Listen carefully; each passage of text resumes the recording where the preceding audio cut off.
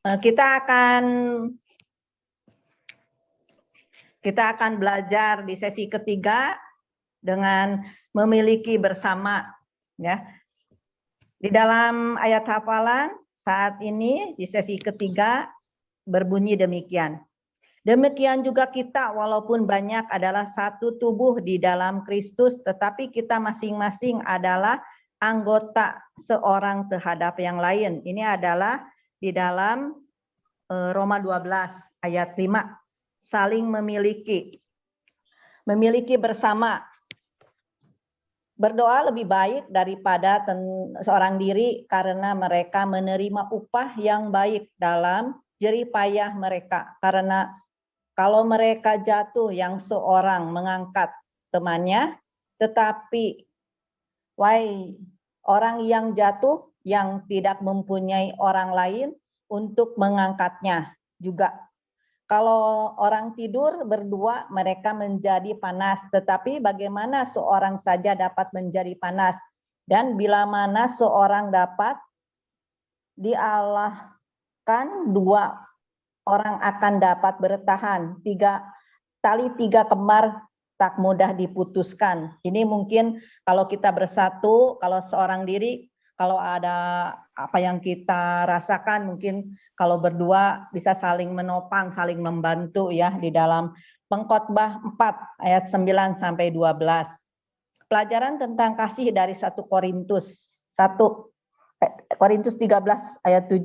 Ia menutupi segala sesuatu, percaya segala sesuatu, mengharapkan segala sesuatu, sabar, menanggung segala sesuatu. Di dalam 1 Korintus 13 ayat 7. Dia menutupi segala sesuatu. Nah, kalau kita seorang sama lain, mungkin kalau kita di dalam anggota komit, kalau kita lagi sharing satu sama lain, jangan membuka apa yang kita sharingkan, bisa menutupi apa yang kita kita rasakan, kita alami. Kasih selalu melindungi. Siapa mengumpal, membuka rahasia, tetapi siapa yang setia menutupi perkara. Kasih selalu melindungi, bukan berarti kita melindungi apa yang tidak baik. Ya, di dalam Amsal 11 ayat 13. Melindungi, menutupi dengan diam-diam bukan berarti kita melindungi yang tidak baik. Ya. Jadi kita juga walaupun mungkin di dalam satu komunitas, satu komit, ada yang kurang baik, ya kita belajarlah bisa mempunyai memberikan hikmat, jangan melindungi dia ya. Melindungi. Kedua, kasih selalu mempercayai. Mempercayai adalah kalau kita sharing. Jadi apa yang kita sharingkan bisa terjaga satu sama lain di dalam kelompok komit kita yang saat ini. Beberapa tahun yang silam saya juga sudah ada komit, jadi bisa saling melindungi, saling mempunyai kasih, bisa mempercayai satu sama lain. 3, kita percaya terhadap satu sama lain. Percaya antara satu komit, satu kelompok kita. Jadi kita bisa saling mempercayai apa yang kita uraikan, apa yang kita doakan, apa yang kita setiap anggota komit mempunyai permasalahan. Keempat, kita percaya demi satu sama lain. Demi mempertahankan persahabatan. Ini lebih bagus ya. Kita bisa mempertahankan persahabatan antara satu sama lain. Jadi kita bisa saling menjaga diri. Kita di dalam anggota kita bisa bersahabat satu sama lain, jadi tidak ada canggung. Kita kasih selalu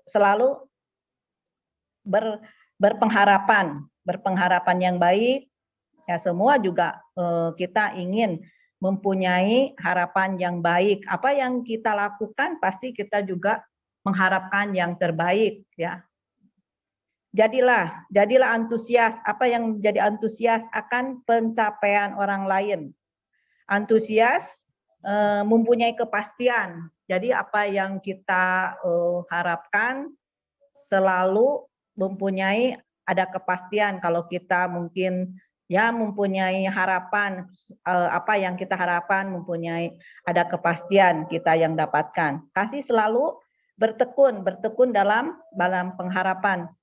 Bertekun berarti kita apa yang kita lakukan, apa yang kita pelajari saat ini. Saya belajar membaca, walaupun kadang tidak mengerti, tapi kalau mau bertekun kita bisa. Kadang Emil juga tadi pagi, Cici mau dibantu enggak? Saya nggak usah, saya mencoba gitu ya. Tapi ini nggak tahu seperti apa yang nanti semua bisa uraikan gitu. Mungkin tidak sebagus lah, mungkin tidak sempurna, tapi belajar ya. Ada teman yang mendatangkan kecelakaan, tetapi ada juga sahabat yang lebih karib daripada seorang saudara di dalam Amsal 18 ayat 24. Ada teman yang mendatangkan kecelakaan, tetapi ada juga sahabat yang lebih kasih dari teman lebih dari saudara ya. Kadang saudara mungkin suka lebih jauh gitu ya. Kalau teman mungkin kalau ngobrol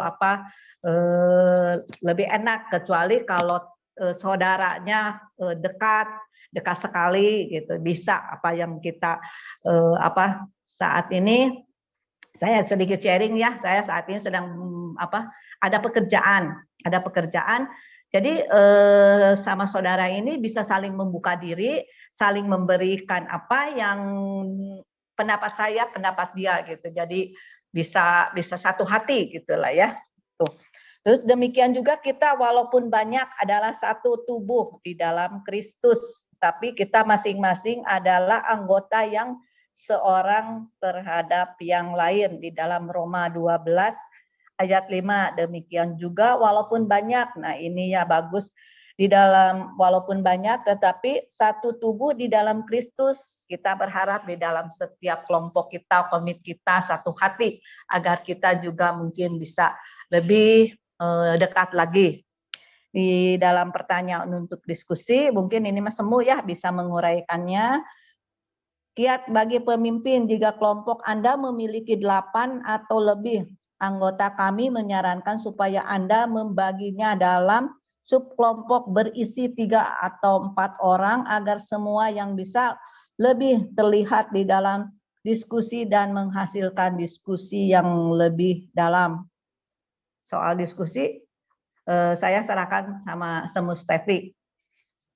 Itu aja Semu.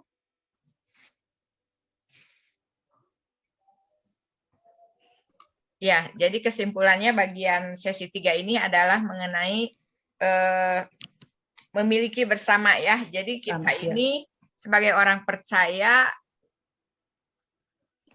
tidak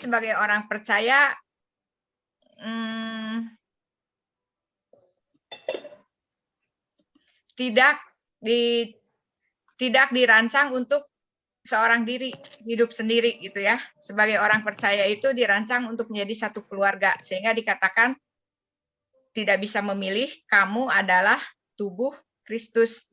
Jadi kamu adalah ya. Jadi orang percaya itu identik dengan tubuh Kristus, artinya harus masuk dalam satu keluarga dengan kerajaan Allah. Nggak bisa milih, saya mah percaya sendiri aja, nggak usah bergabung dengan orang percaya lain, nggak bisa. Jadi kita adalah satu tubuh dan kepalanya Kristus. Mau di gereja kita jadi ketua, pemimpin, pengkhotbah gitu ya, penginjil, pendeta, kita sama semua, nggak ada yang lebih tinggi, nggak ada yang lebih rendah ya. Itu cuma fungsinya aja yang beda-beda. Sama seperti tubuh, ada bagian leher, ada bagian kaki, ada bagian tangan, ada bagian di dalam yang nggak kelihatan. Semua punya fungsi, semua punya tempat, semua berguna. Jadi begitu kita jadi orang percaya, kita akan punya fungsi di dalam gereja, meskipun tidak semuanya punya fungsi yang sama. Posisi kita di hadapan Allah sama ya. Nggak ada majelis, nggak ada pendeta, semua sama, yaitu tubuh Kristus. Kepalanya itu hanya Kristus. Lalu sesudah itu apa saja yang harus kita kerja, fungsi kita itu supaya harmonis. Tadi dikatakan pertama kita harus bertumbuh bersama, kemudian kita beribadah bersama, melayani bersama ya. Satu lagi berbagi bersama. Nah, sekarang mari kita diskusikan, sharingkan apa yang kita dapat dari sesi ketiga ini.